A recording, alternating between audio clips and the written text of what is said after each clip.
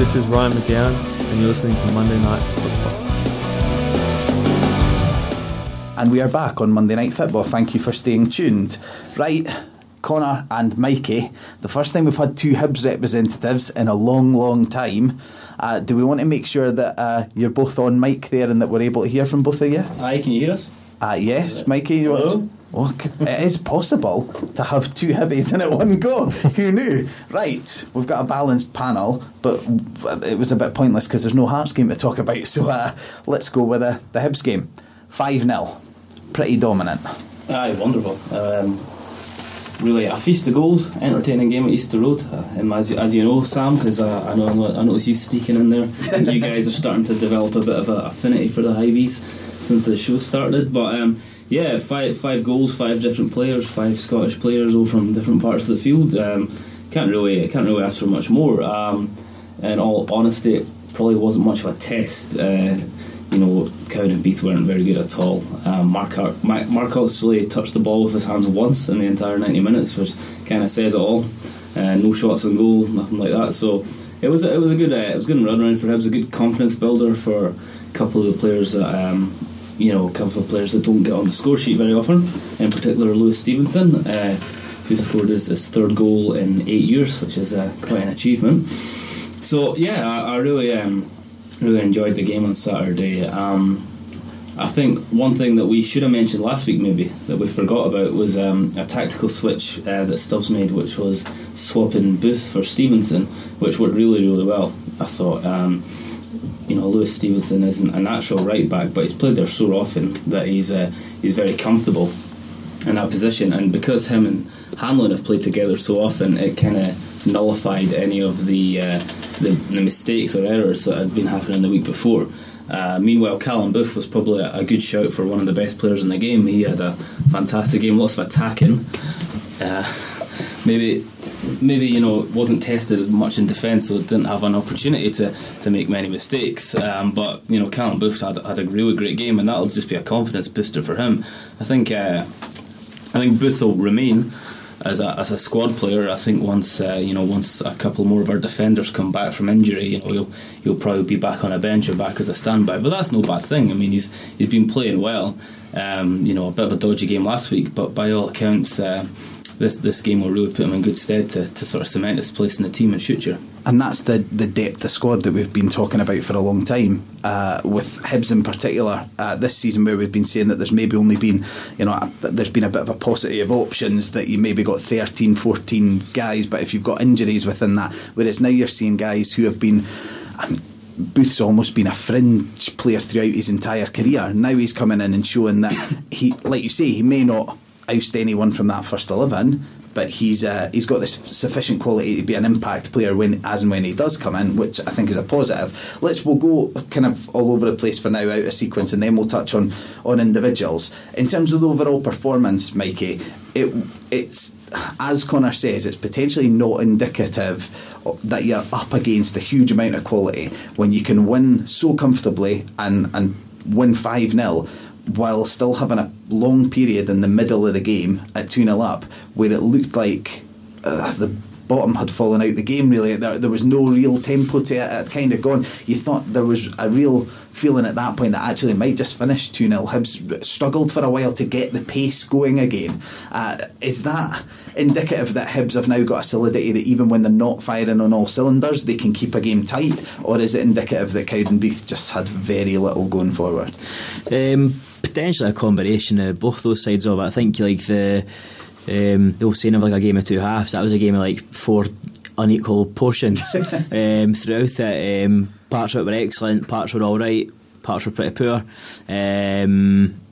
but I think that a mixture of it was perhaps job done already, like 2-0 up but absolutely zero threat from Cowdenbeath, whereas we've been 2-0 up against other sides or 1-0 up, but they've kind of created chances. There was absolutely nothing coming for Cowdenbeath whatsoever. Obviously we had our obligatory second half sort of 15-minute sleep. That seems to be sort of the regular occurrence just now. Fortunately it didn't harm us in any way this week, but they still made some good changes. which was interesting to see him make positive changes in a game that he didn't necessarily have to, that lifted it back up again. Sam Stanton came on and made a big difference. Clearly he feels he's got a point to prove. Came in and made a big difference, put some energy back in the game. But I think that it was all round a really strong performance. Connor, while we're on the overall feel of the game, how much of we spoke last week about Hibs conceding 3 goals and looking shaky at the back. You've touched on already that they kind of went to the more straightforward option, which is to move Stevenson to right back, and you'll maybe get slightly less quality from him going forward, but Booth is a natural left back, and it's round pegs and round holes.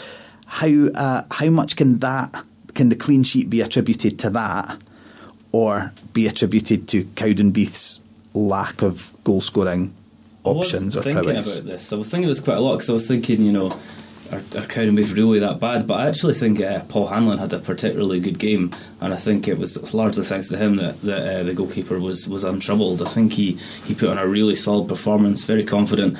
He's obviously been working hard since the week before, when there were a few errors which he was to blame for. So I think, Hanlon in particular had a really solid game. And just in front of him, Scott Robertson, again, potential man of the match. He was fantastic, doing a lot of the sort of dirty work in midfield, clearing up a lot of potential threats and making a lot of interceptions that, maybe don't stick in your mind quite as much after the game. But I think that so-called unseen work between those two was nullifying Cowdenbeath even more than let on. I mean, I don't think that they were going to pose much of a threat in the first place, but Hanlon and Robertson between them ensured that they definitely didn't. I think it certainly helped Hanlon having Stevenson on that right hand side of him. Hanlon himself playing the right hand side of a pairing, it's maybe unnatural to him, having been a lefty and playing on the left hand side most of his career. Having Stevenson on his right hand side, I think, let Hanlon focus on his own game, and he was making a lot of tackles that were showing a bit of assurance and kind of sort of taking off a leadership figure almost. So it was good to see that kind of change in attitude from him and being much more forceful, which is something he's been pretty criticised for a lot. He was anticipating a lot of passes and getting in there before it was kind of getting towards the penalty area. Okay, let's work our way through the team then. And as we've touched on the defence a wee bit already, and Connor, you've touched on the fact that you'd struggle to get 10 seconds on Mark Oxley's performance because there is simply nothing to talk about. So let's work from the front back instead then. Jason Cummings continued his run of goals. I think that's now 5 games in a row he's scored in, and he scored 7 goals across those 5 games.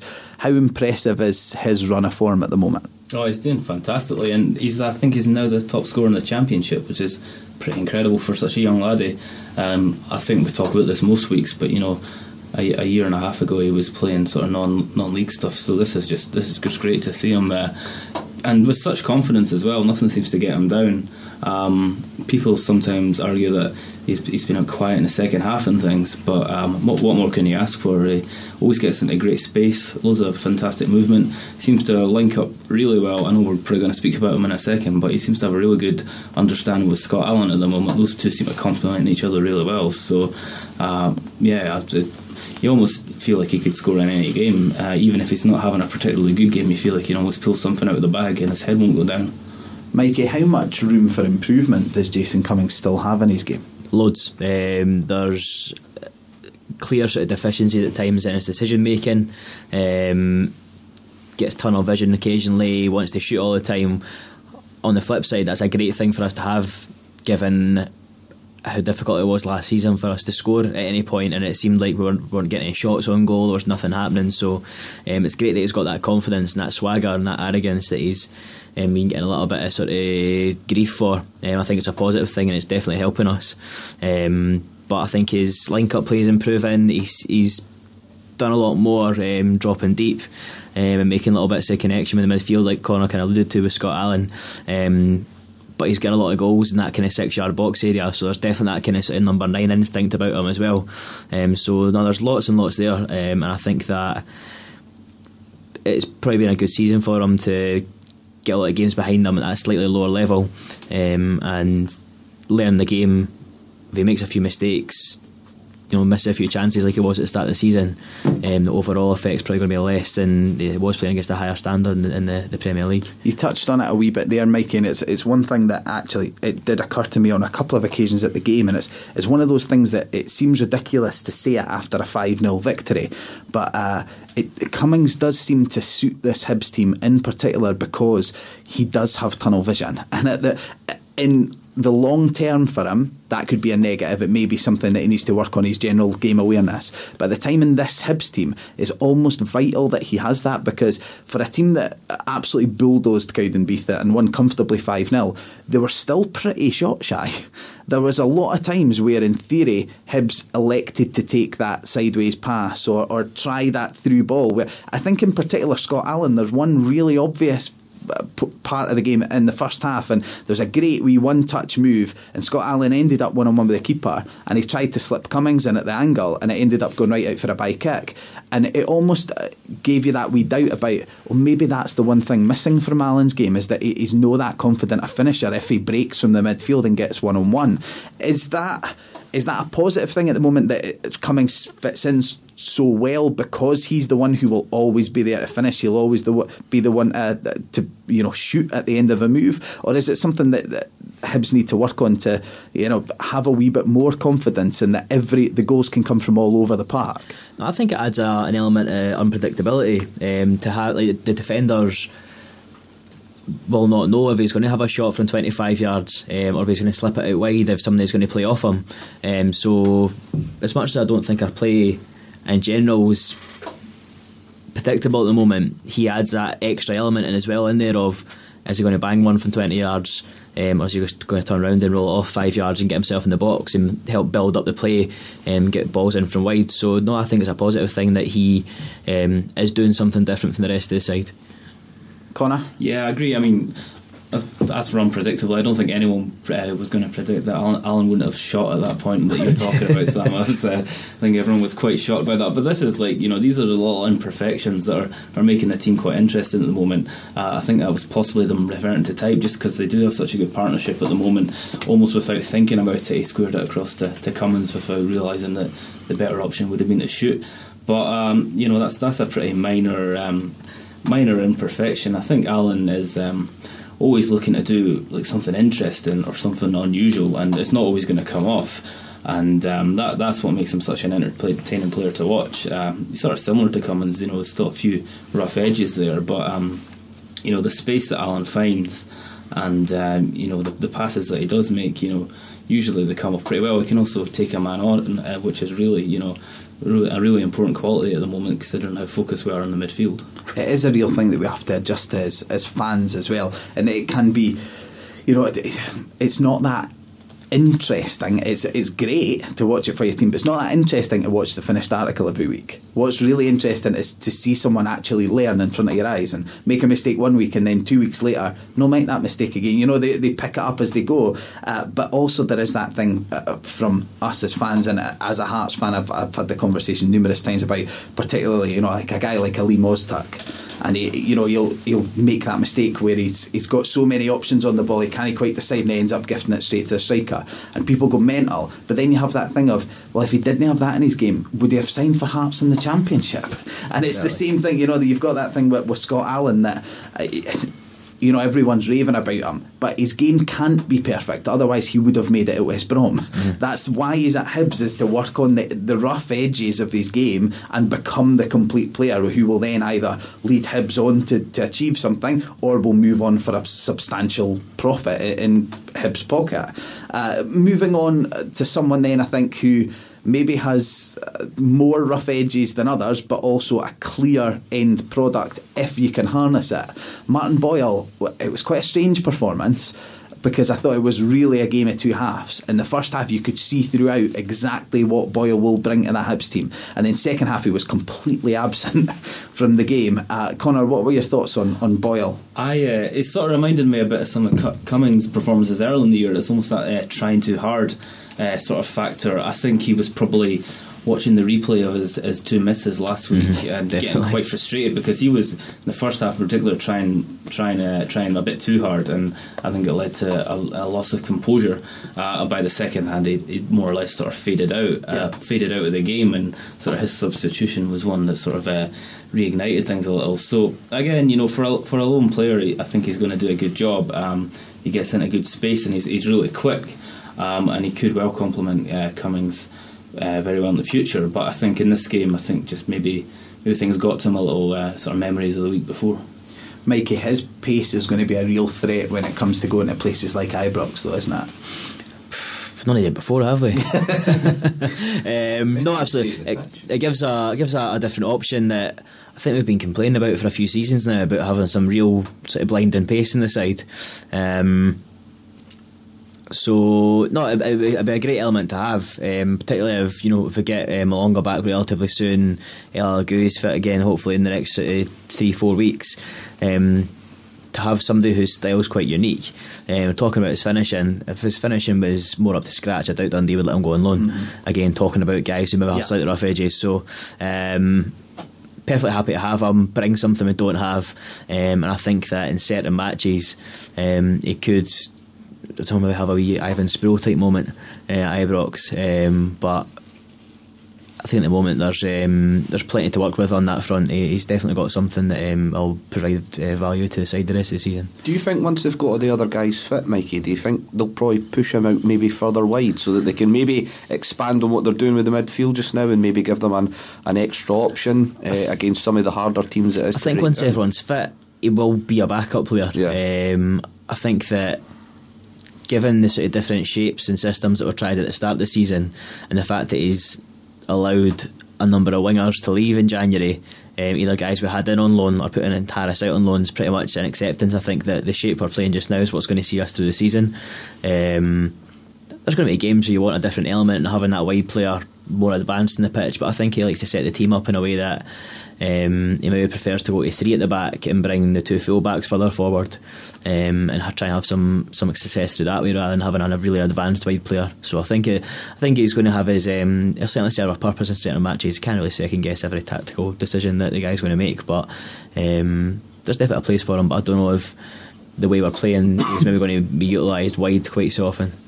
Connor, it's obviously not fair to judge any player 2 games into their career with any given club, so we're not going to judge Boyle at this point, but just in a broader sense, would it be fair at all to judge him when partnered with Cummings?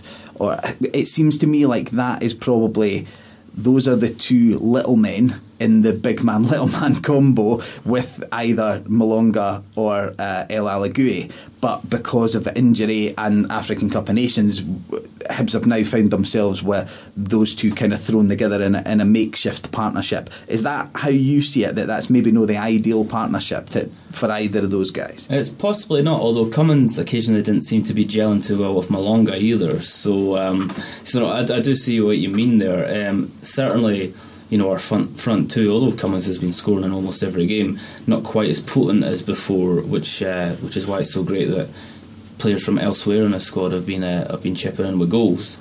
I think it is a makeshift thing, getting a lone striker in to cover for various injuries or international duties. I can't imagine it being Stubbs' long-term plan, but in the meantime, it looks to be sort of a little misshapen, but it could play off quite well. We'll see how it goes on Saturday.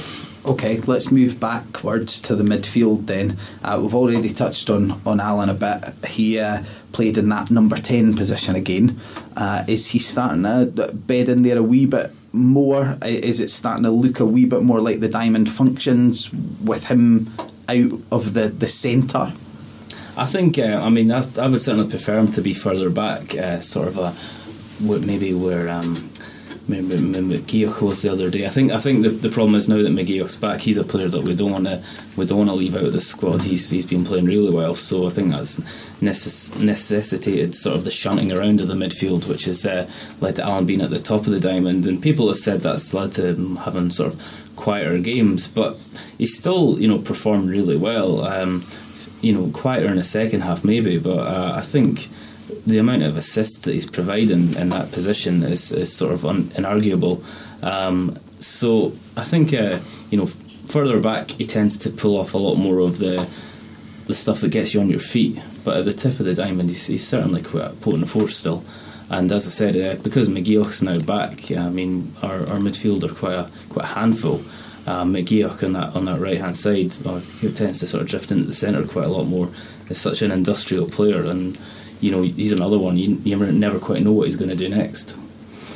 In this, I want to touch on the goal, because it was one of those kind of fairly special individual efforts, but also I think at points indicative of the lack of quality in the Cowdenbeath defence, and that Robertson, it's a great bit of individual skill, but it did feel even at the time like it was sort of in slow motion.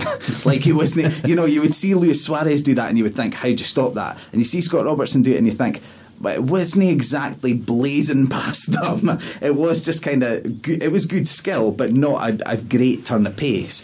With that in mind though, is it quite odd that we're seeing the sitting midfielder, the guy at the base of the midfield, get beyond the strikers and beating men in penalty boxes to score goals? I would think in terms of the shape, if you think of other teams that utilise that system, normally that guy, a Matic, for example, you're lucky to see him get near the edge of the penalty box, never mind actually breaking into the box. Does that show how gung-ho at times Stubbs actually allows his players to be?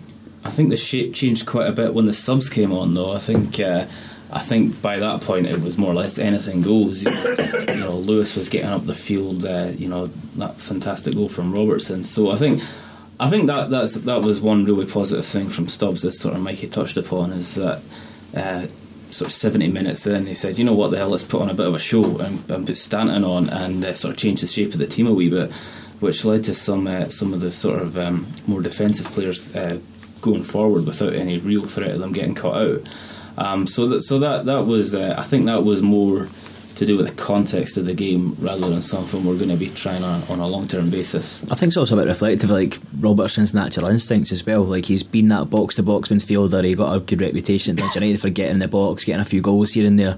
And obviously we saw it against Rangers at Easter Road. When he made that same bursting run, Alan slipped him in and he scored a not dissimilar type of goal. Mm-hmm. So I think the nature of the match on Saturday was that it was one, I'm going to go for it. And I think it was a corner or a throw in at the side of the pitch, I think. So he'd kind of stepped out of position to go across to the left anyway and saw an opportunity, and I think a slight missed touch turned into one of the touches of the season. But it was still a fantastic finish as well, really, really composed finish. Don't know if he needs to have a bit of work with Scott Allen on that kind of situation and add a bit to his game. But no, I think that was his natural game was coming through in that position. I don't think he gets frustrated in the holding role because I think he's probably quite happy to be in good form just now, given he's had a lot of grief over the last year. As long as he realises that it's contributing to the team and you're winning games as well. When he sees that opportunity, he definitely wants to take it and sort of say, like, this is the kind of midfielder I am. So that was good to see that from him. Okay, let's move on to the fullbacks then. I think the fullbacks are that's the most interesting position in this Hibs team, because they're at points where, if you're watching a DVD of the game and you hit pause and you look at that and you think, that's not a system that works. Because you see it at points in Booth's, he's maybe 30 yards inside the half and Stevenson is on the opposition's goal line.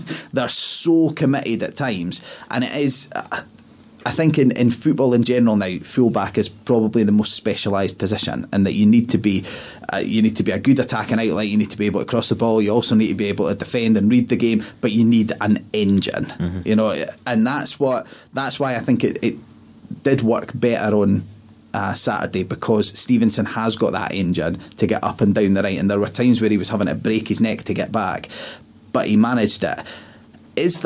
There were a few times where I was talking to the people around me and I mentioned about the fact that that must be exploitable. a team must be able to look at that and say their full-back is 5 yards away from the opposition's byline. There must be a gap there to exploit. But no one seems to be able to. Rangers weren't able to. Robbie Nielsen, who I think even you guys would probably accept, seems to be establishing himself as a tactician, someone who likes to tweak his tactics depending on the game. He's not found a way to exploit it yet. Is it just that Hibs are playing it so well? Is it just that you've not come up against a really adept tactician who can, pick the holes in it yet? Why is it that Hibs can get away with that where other teams maybe wouldn't? I think that Kane touching on Robertson, he plays a really key role there in that sitting role. I think he's a very intelligent player. When he sees one of those two guys flying forward and it's a point in the game where it's tight, he will sit and he'll be aware and he'll take 3 or 4 steps to the left or the right hand side from the centre circle depending on where he needs to cover. Most of the sides you play against have wingers on the park, but I think that they're having to play so much further back that the full-backs being so far forward is taking those wingers back with them, so the outlet's not necessarily there. Because it becomes such a feature of our play, I'm guessing a lot of teams are setting up going number 7, number 11, you're tracking back with those two guys all day long to help out and double team with the full-back, because a lot of our assists have come from the wide areas. So I think that's probably counteracted there might be empty gaps, but there's nobody running into them.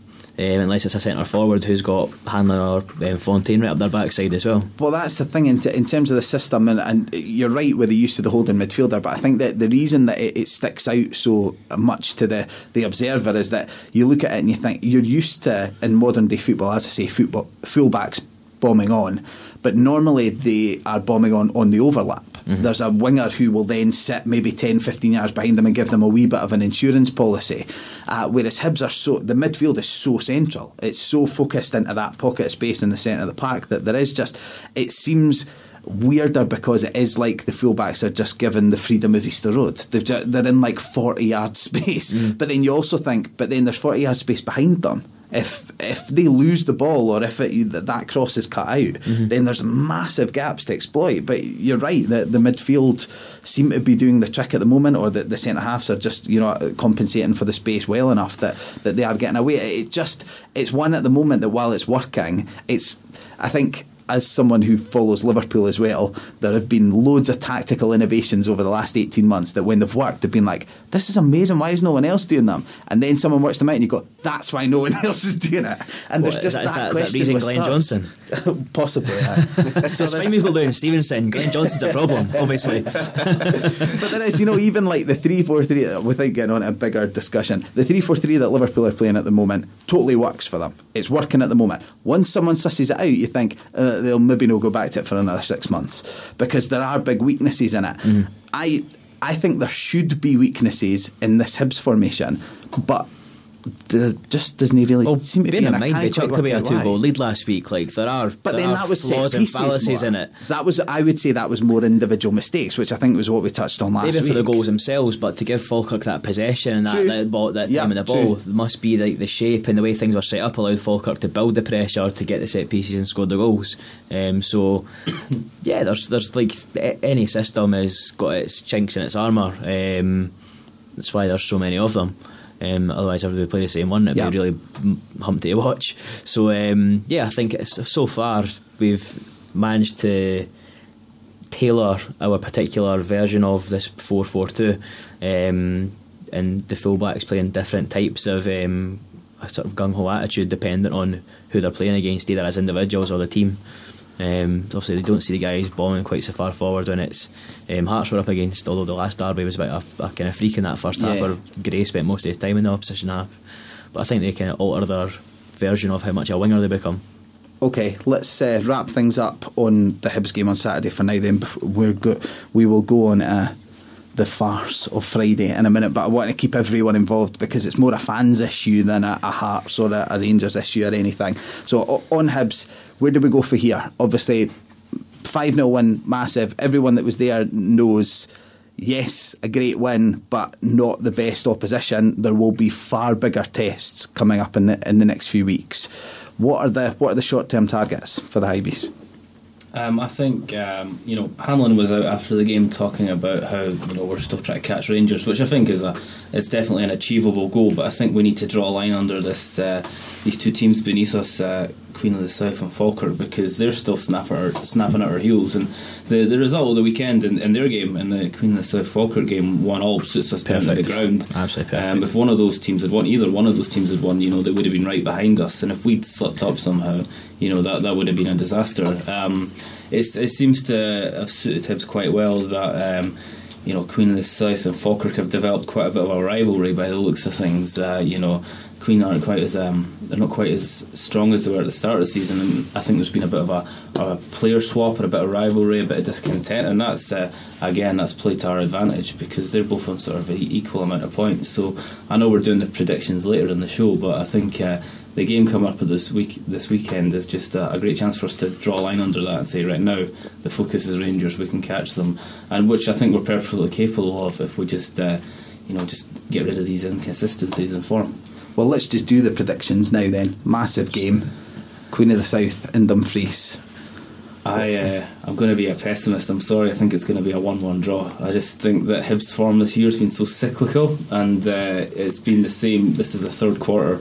It's been the same every time. We've played really well against Rangers, had a good game against Hearts, thrashed a couple of the sort of lower place teams, and then come unstuck against like the Queen of the South. And I remember the first show that we did, I sort of nonchalantly said, it'll be 2-0 Hibs, and that came about me the next week. So I've just got a feeling, and I would love it if we could just put a confident win under our belts and just, as I said, draw a line under it. But I've just got this feeling that this inconsistency with Hibs isn't going to go away. I think it's just going to be a sort of a characteristic of the team, and I'd love to be proved wrong, but unfortunately I think that's what might happen. Mikey, would you take 1-0?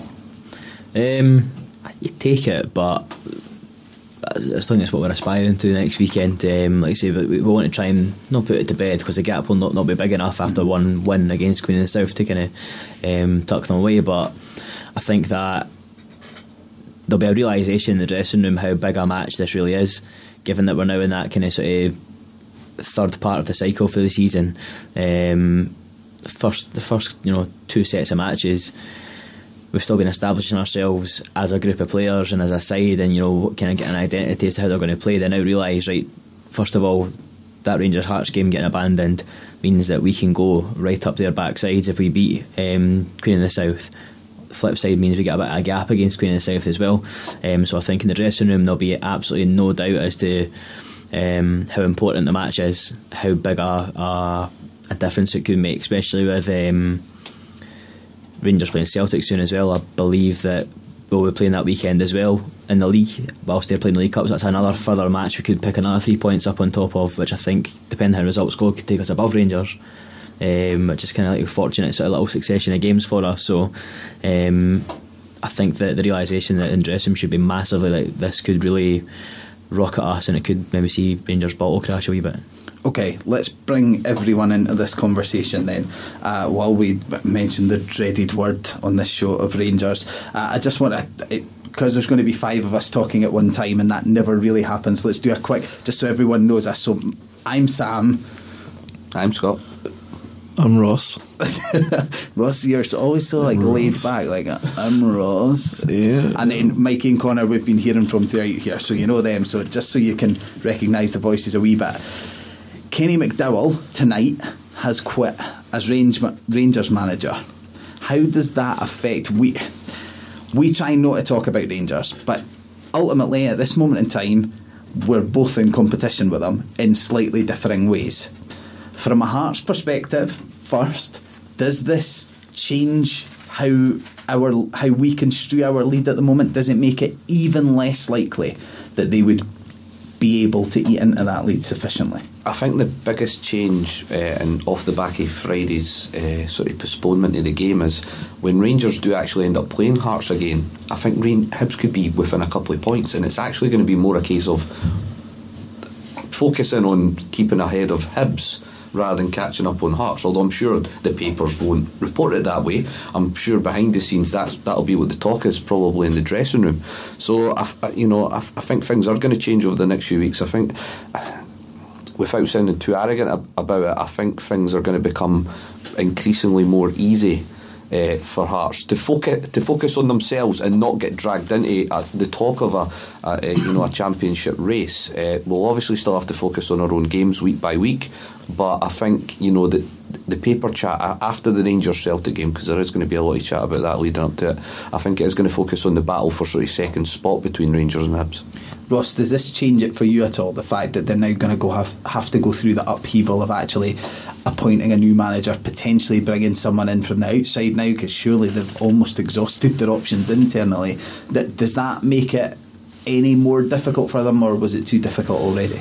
Well, me personally, in terms of the unknown that's coming now and who's going to come in and take that job, I think we've all got maybe a couple of people that we think are going to be definite. Joking here, fingers crossed, joking here.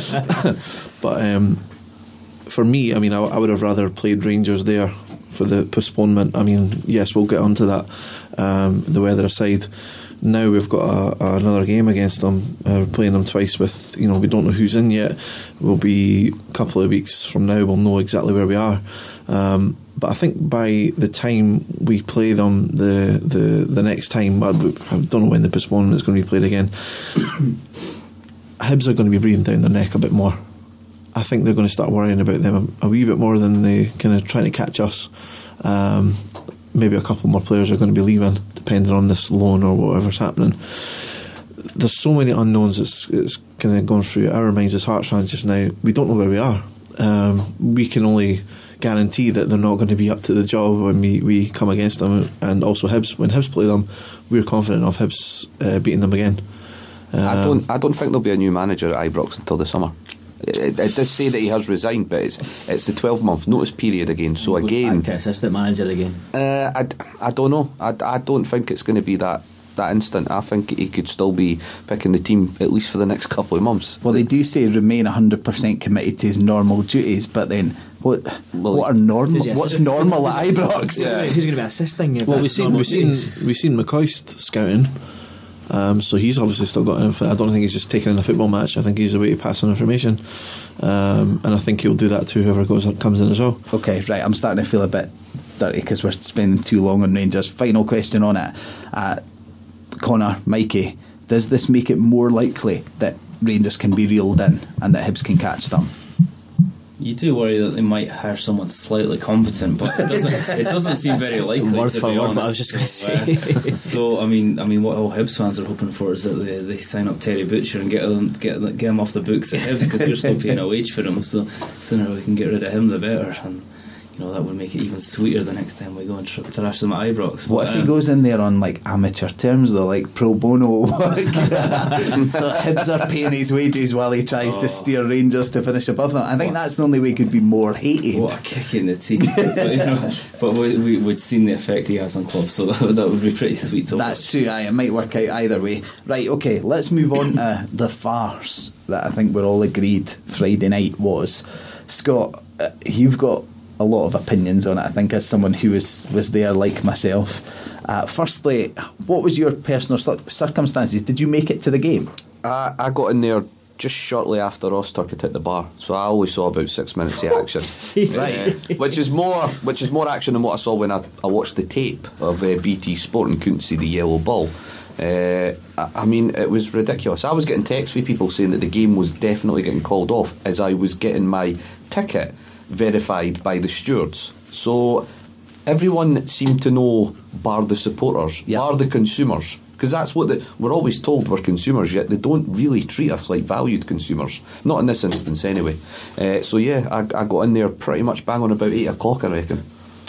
Okay, because I know it's something that wasn't reported, and I've heard a few people mention it since, when people have said, for instance, about why was there empty seats in the Hearts end? Well, there was loads of Hearts fans still stuck in the M8. Oh, really? Was that why? Well, why else? You know that we sold 2,000 tickets. Where people just decided not to turn up at the last minute. They were too trembling in their boots from the mighty Glasgow Rangers, were they? But yeah, it's a strange situation, and I know my old man was 5 minutes late for the game. We were in because we got the train, and we were there throughout the whole farce. I was in from about 10 to 7, so it was still snowing outside when I got in the stadium. So you didn't join the protest then? No. I'd got there early enough, I would have. We were safe inside. Yeah.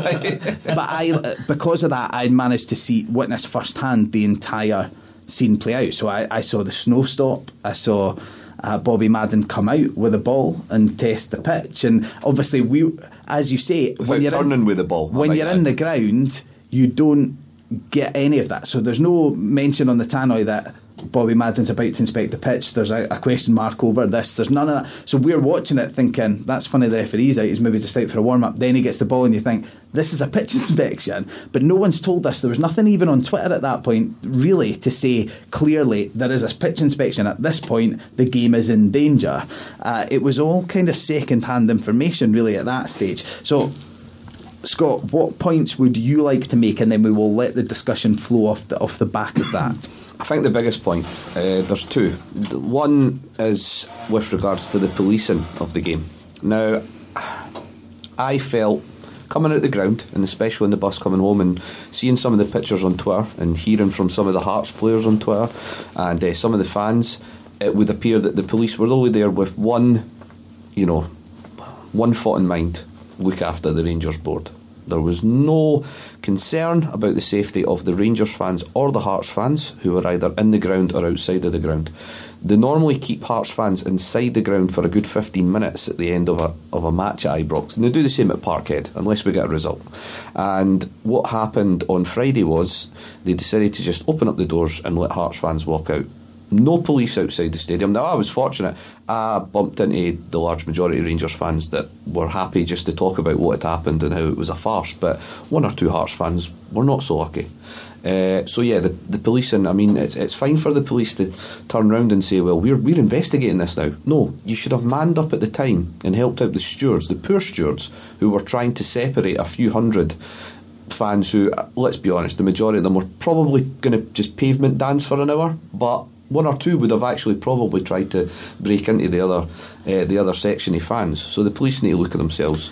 Right, now that's a difficult subject, I have to say, but in general, what I would say there is that from a policing perspective, I know now that there are certain games which are essentially the club make a judgment call on how many police they feel are required and how likely a game is to kick off. Now, because of the so-called relationship between Hearts and Rangers, the historical thing that seems to be entirely one-sided from Glasgow, because other than a very, very small percentage of I was going to say certain-minded, but basically no-minded. Yeah, it's a very patronising relationship that we have. Apart from a very, very small brainless element of the Hearts support, I've never met a Jambo. I've never had a conversation with a Jambo who says, "Oh, Rangers, they're brilliant. I love them. I've no animosity towards them whatsoever."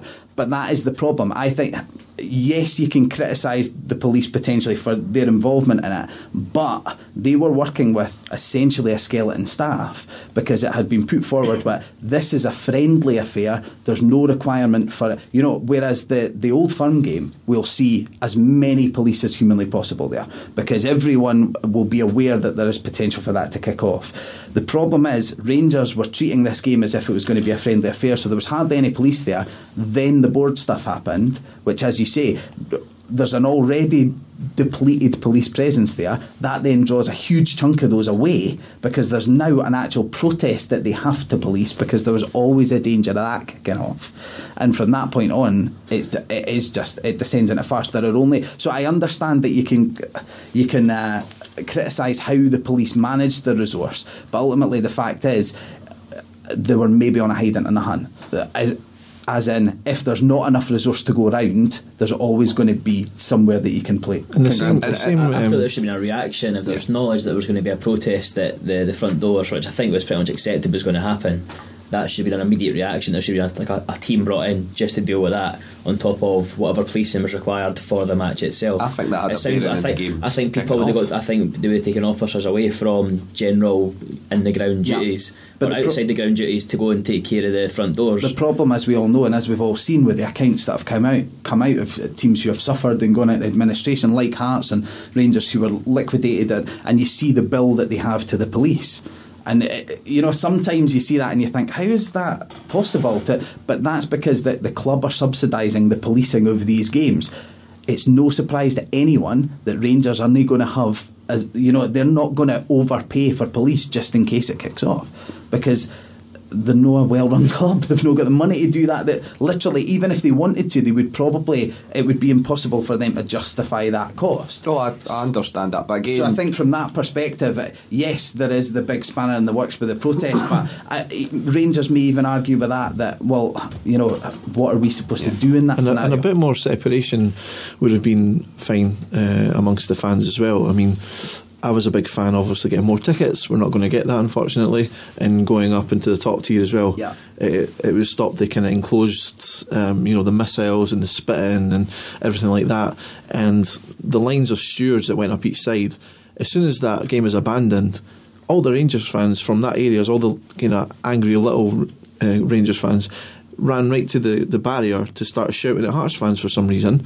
I mean, fair enough, I'd be angry too if my club had less honours than Greenock Morton, but you can't take that on opposition fans that come to your ground. It's ridiculous. And then to spit on them as they're leaving, throw bricks at their buses as they get home. It was an absolute ridiculous kind of set of circumstances from the beginning. We have to be sure to colour that from both sides, because there are Hearts fans who didn't paint themselves in a good light there at all. There was Hearts fans who were, quite frankly, embarrassing. Even standing there watching them, thinking, "What are you playing at?" And there were a few who, eventually there was a few who stepped in and kind of pointed that out to people at the time. But the problem there, as you say, and having witnessed it, and I'm obviously standing in a capacity where I'm just gutted the game's no happening anymore. So from that, I can stand back and the gestures and the people leaning over the top of it. As long as I'm not getting hit with anything, I can just shake my head at them. But it's no surprise that when you're at all angles, you're being goaded and there's people, and then when there's missiles being thrown at you and things like that, it is human nature that you react in that scenario, and that you come forward and you think, I'm not just going to stand here and take that. I'm going to, threaten back or show that you can protect yourself, because you realise you're on a hiding to nothing in that scenario. There's thousands of them, and there's a limited number of you. They've got to look at how they segregate the away fans. That I'm sorry, but that corner just doesn't suit its purpose at all, and it's probably the worst in the country.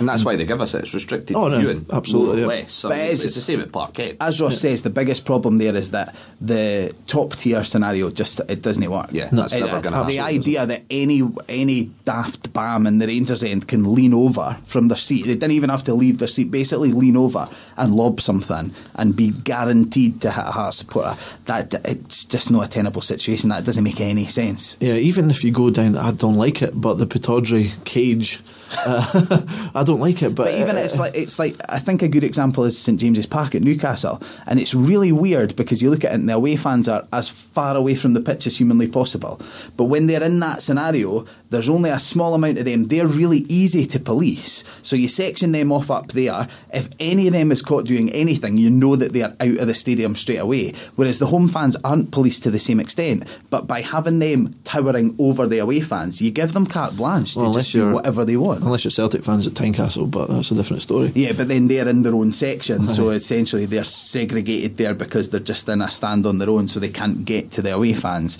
Right, let's move on from the fans element. Let's move on to actually the footballing element of it. I think I maybe know the answer to this already. Scott, was there enough done for you to make that surface playable? No. I still don't understand. This is what makes me wonder, what was the real agenda for Rangers Football Club on Friday? And I have no concrete answer. I've got a couple of wild theories. One would be, were they trying to make sure that not all the fans were going to turn up to this protest, so they decided they would try and get the game played for as long as possible? Because imagine 30,000 Rangers fans turning up. Only a few hundred were at the protest, let's be honest. Was there even 30,000 at the game? Well, it depends on who you talk to. Now, what happens when they're told at 6:30 the game's off? Because let's be honest, it could easily have been called off around 6:30, 7:15. Are they all just going to head round to the back of the stand, possibly, and make it even more difficult for the board members to get back out? And like you say, there wasn't many police there. So maybe there's reasons as to why the ground staff decided to tell Bobby Madden that the snow will just evaporate. No, it doesn't. It just turns into End of ice. the day, they could have cleaned the pitch. They had plenty of time to do it. And they 45 minutes to do it. Well, that's the thing. I think Scott makes a good point, and we should probably add a caveat at this point to say that all of the opinions expressed here are ours and ours alone. They don't Some of it's fact. They don't. No, some of it is fact, but the parts that aren't fact don't represent the opinions of the station or anything like that. But they are our opinions, and the problem in this scenario is that so much of it has been left open to speculation, and with a club in Rangers' situation where there are clearly so many different people involved, so many different influences, and so many people who quite simply are out to protect what is theirs or their reputation, or posturing to try and gain control of the situation, when there is quite such confusion and quite such farce as there was on Friday, it leaves it open to speculation and conspiracy. And that's what it ended up being, that there was that question of, well, why did that go ahead? And was it because it suited this? Was it because it suited that? Was it a monetary thing? Is it because they were then going to charge us again for the replay? Yeah, if they got to half time. Yeah, so there was these kind of questions, and then obviously that is then borne out as well when you see the footage of Nielsen and McDowell and Madden, and McDowell is just keeping Stum the entire time, and you think, all right, they then say afterwards, we were all concerned for the welfare of our players and stuff, and you think, well, it's funny that McDowell can express that belief without moving his lips at any point. There is no way something did not happen outside of what's kind of we've seen. They just didn't clean it in time. There's something going on. There definitely 100% was, and obviously that's my opinion again, as we've said. Yeah.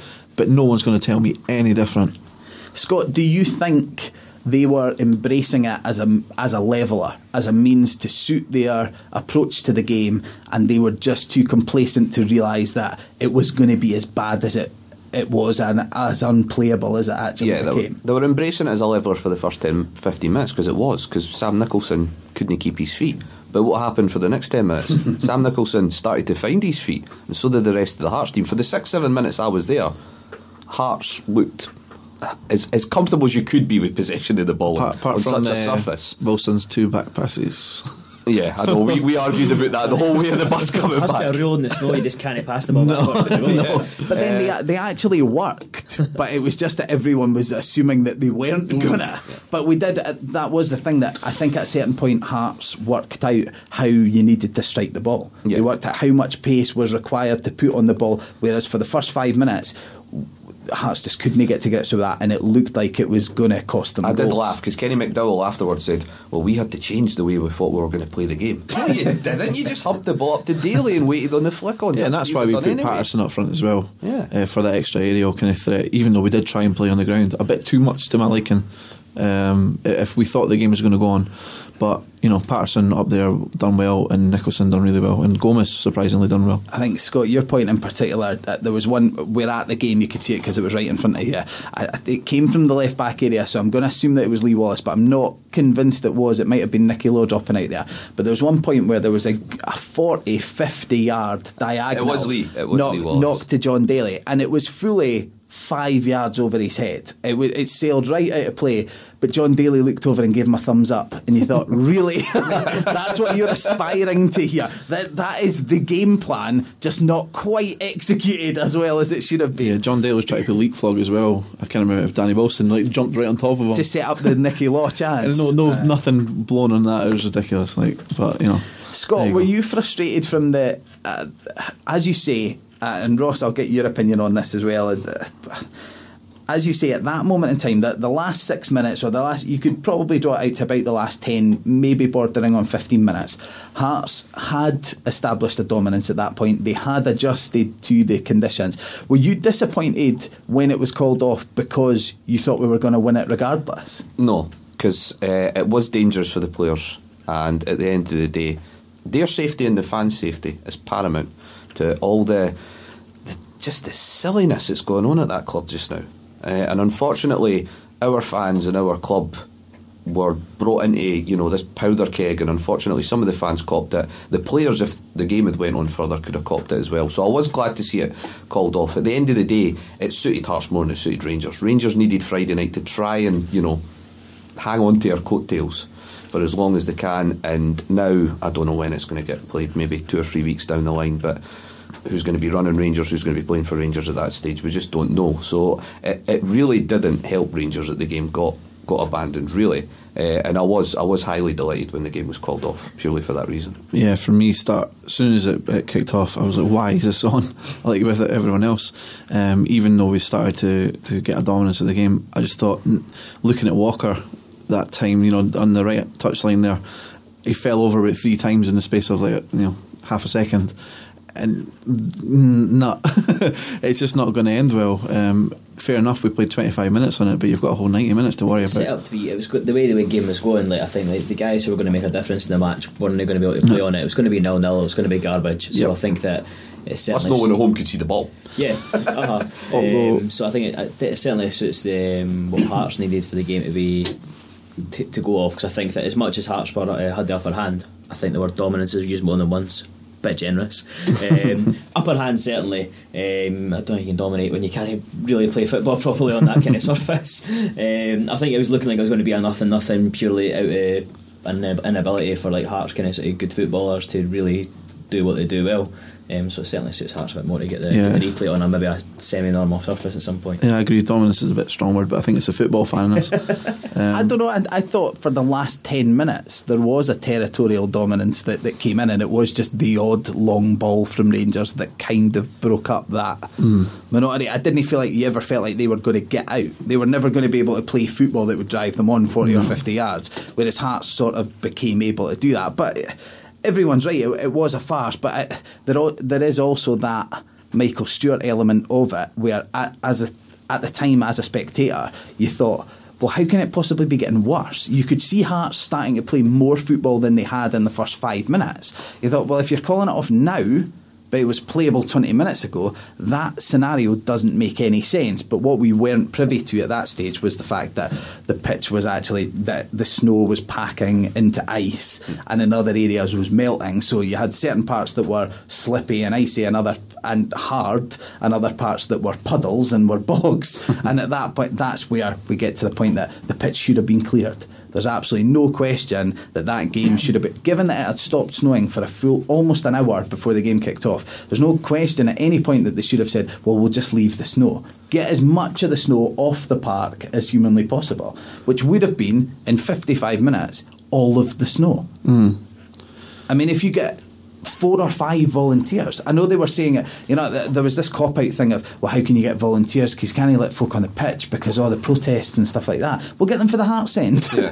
Get them for anywhere. I mean, Willie Miller was talking about that, and Derek Ferguson saying about they would have gone on and done it. Well, I know Willie Miller probably doesn't like Rangers, but I didn't think he's that twisted. But we did get a couple of good moments. Obviously, Orstad free kick and Nicky Law running into Zayfuk, which was a bit of a comedy kind of fall after that. You probably put the kind of Benny Hill noises after he hit the ground. But that is the problem with it in terms of the way that the whole experience was managed. It was funny. It should have been comedic. We should be able to look back at that and go, what was that all about? How did anyone ever think that was going to get played? Look at the bit when Nicholson falls over and he's slipping and sliding, and then the big, the classic Sunday League Ozturk slide tackle where Miller carries on over the halfway line. And you should be able to laugh at it, but the problem is it was so badly managed, and the scenes afterwards were a bit, without overdoing it, were a bit of a flashback to the 80s. It's great to have your team's involved. We were talking about in the car going over there, and I was remembering an old VHS, and it was Nick Hancock when he used to do the Football Nightmares back in the 90s, and there was actually a clip on that where they decided to use a white ball on a snowy pitch, and as he said, it just looked like Morris dancers out on a football park.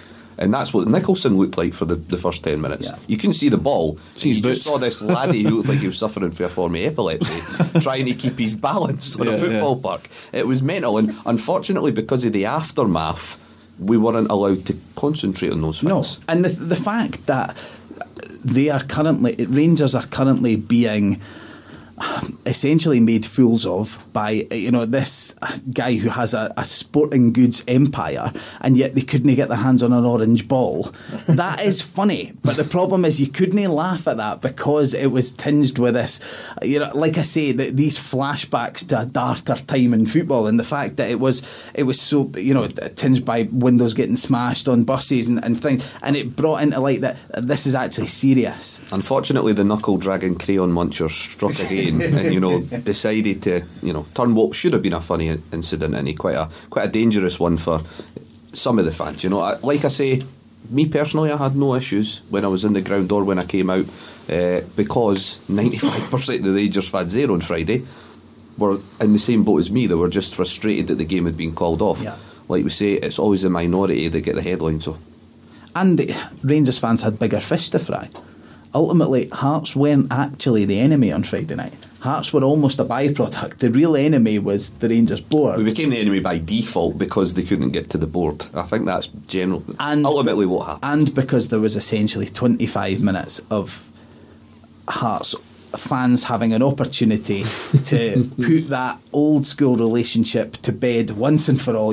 Every time we've played them this season, it's been seen as an opportunity to get, you let your club die, Rangers died, Hearts survived, all of those kind of things, and it has just put the nail in the coffin of any idea that there's a special bond between the two clubs.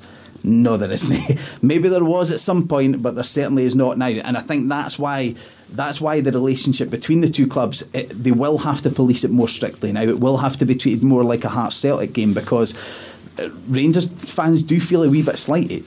There is a bit of a slap in the face element to it, that we used to be friends, and it is a weird relationship now. Long may it continue. From an outsider's perspective, Mikey and Connor, were you laughing at it, or was it?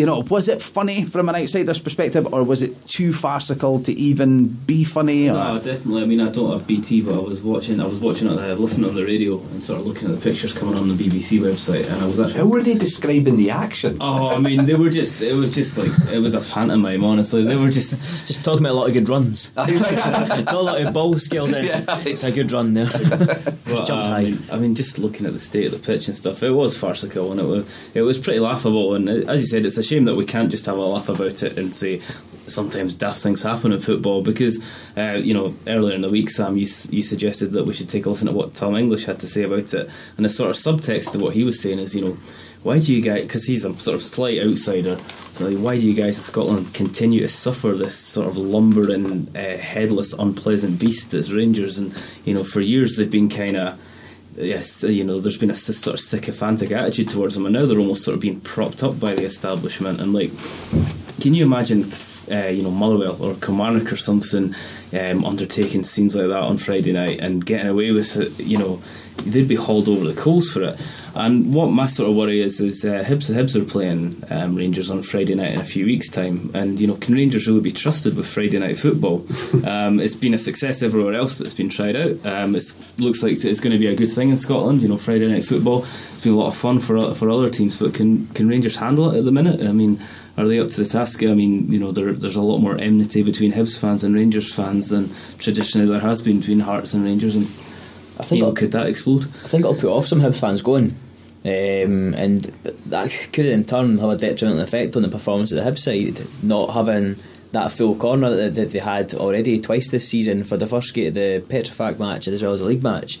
So this could this behaviour of the Rangers fans and the club in general could end up playing to their advantage, which I find kind of doubly kind of worrying. The interesting thing there, though, is that it again does not play to the advantage of the man who looks after the books at Ibrox. In theory, it suits them from a financial perspective. They should actually be welcoming opposition fans with open arms at the moment, because they're the people propping up the club, in that the home fans aren't turning up because they have, they've got convictions that mean that they simply refuse to support the board at the moment. Or they've got convictions. I think the majority of people going to Ibrox now are season ticket holders, therefore that money is in the bank, and there's like you say, it's away fans who are definitely not in the bank. But certainly, those definitely fans account are paying for the cash that's keeping the thing ticking over, like you're saying, and it's becoming a point where, like, who's going to bother with it? With the lack of stewarding, as you guys were saying, and I did look on Hibsnet, and quite a few fans are saying, actually, it's not worth it, it's not worth getting potentially something lobbed at you or getting your head kicked in after, or your window stand in after the game for what, to sort of to line their pockets for another week. So I think that's potentially something to sort of take away, leaves us a bit of a sour taste. It's like, as with everything in Scotland, any sort of innovation seems to be sort of ruined by the old firm in one way or another. And Friday night football's been great so far, but it doesn't seem like Rangers are up to hosting it. Okay, let's wrap up the show. Do we have any final points on Scottish football in general, particularly Hearts and Hibs, or in particular again on Friday night? Just a positive, and it's just regarding the news today regarding the regionalisation of League Cup groups starting in 2016. I think it's one of the most positive sort of ideas that's came out of Hampden in quite some time, and it'll hopefully generate some interesting ties, some local derbies throughout the months of July and August, and it'll hopefully get a little bit extra cash for some of the more sort of impoverished part-time clubs in Scotland. So that's been one of the, unfortunately it's not got much headlines due to what's going on at sort of Ibrox and with Chris Commons. Will he, won't he leave Celtic? So I thought I'd like to just bring that up, because it does, on the surface anyway, appear to be quite a good idea. Anyone else? Any other points? I'm going to go 2-1 Hibs. There you go. I'll say 2-0 Hibs. I reckon they'll get a win this week. Ross, Hibs predictions? Queen of the South? 1-0. Hearts predictions, guys? If it's Zifu and so up front, I reckon it'll be 3 or 4-0 Hearts. 3-0. Who's playing? Falkirk at Tynecastle. I think tactical genius Peter Houston's gonna rip it. 2-0. Catch you by surprise. I think it's going to 2-1 Falkirk. Oh, Connor's cemented his place back in the folklore. I'm trying to make my dad. I'm going to go a draw, because I'm sick of like seeing some kind of sort of favourite toy on kickback. Definitely. It's going to be a draw, and it's going to be a robbery. 3-0 Falkirk. Did you not sign up for an account maker at Kickback? Me? Aye, what you did. You're just fabricating more things. This is nonsense. Right, okay. Before this descends into farce, let's leave it. Thank you for joining us on Monday Night Football. We hope you enjoyed this chat. Stay tuned for a night of music on Radio Saltaire. Thanks, guys. Cheers. Cheers.